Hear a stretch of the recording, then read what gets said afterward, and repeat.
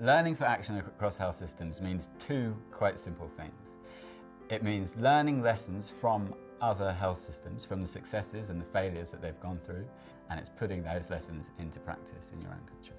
The Bill and Melinda Gates Foundation decided to invest in the learning for actions for the health systems simply because we know that countries with the same socioeconomic status do perform differently, and we know there's an opportunity there to bridge the gap of the knowledge but also the practice. So this is the beginning. We're really trying to understand right now what are the lessons, what are the countries that have succeeded, how have they learned. So we're trying to learn those things, and once we learn those things, it opens up possibilities for how we can invest in the future. So we've done various literature reviews. We've done 8 case studies across 8 different countries and 2 different continents. There's nothing like visiting sites, and so for me one of the good memories was going to visit the health extension program in Ethiopia, because often these policies can be very high level and a bit abstract, and you don't really know, you don't have any real feel until you go there. And so that was great for me to be able to go and really, walk through the fields and kind of smell the smells, and that's sort of where you get the real feel of it.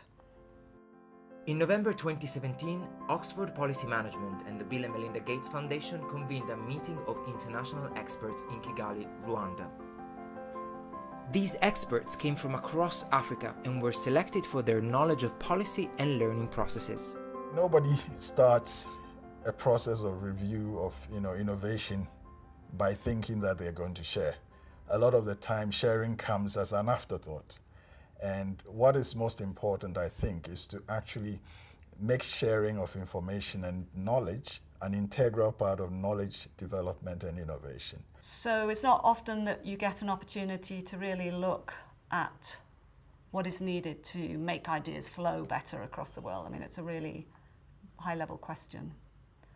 And I hope and think that we will also come up with some quite practical ideas. So one of the main challenges that I've had in this project is really coming to terms with a shift in focus from the what countries can learn from each other, thinking about the generalizability and the transferability of actual policy lessons, to the how countries learn from each other, what sort of processes and activities can support cross-country learning.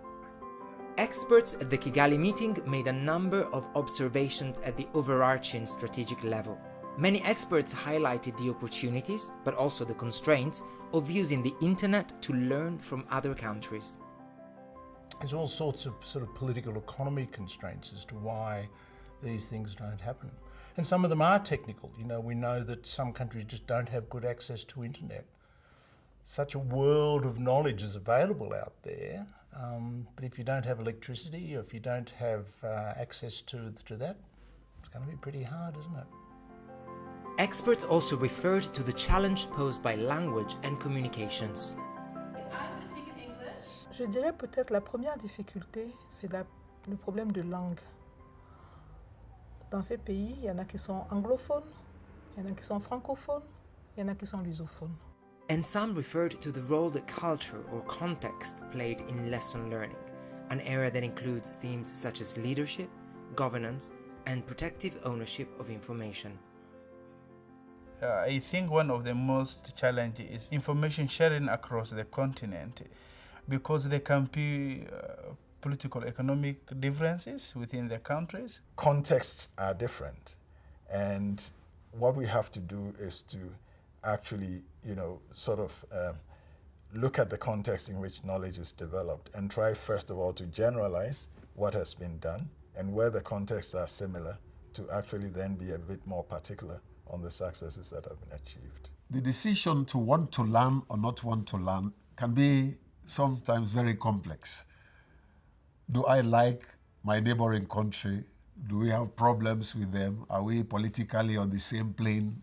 Well, sometimes they don't want to learn from one another for sake of trying to create your own niche, first and foremost, out of ego. And the other thing has to do with the fact that for differences in politics or for differences in geographical backgrounds, or you think that the experience over there might not sit into your own system. The experts identified various options for improving the ways in which countries learn from one another, suggesting the need to embed national capacity for learning for action in health systems within a Pan-African Health System Observatory. There's a lot happening in countries that's not documented.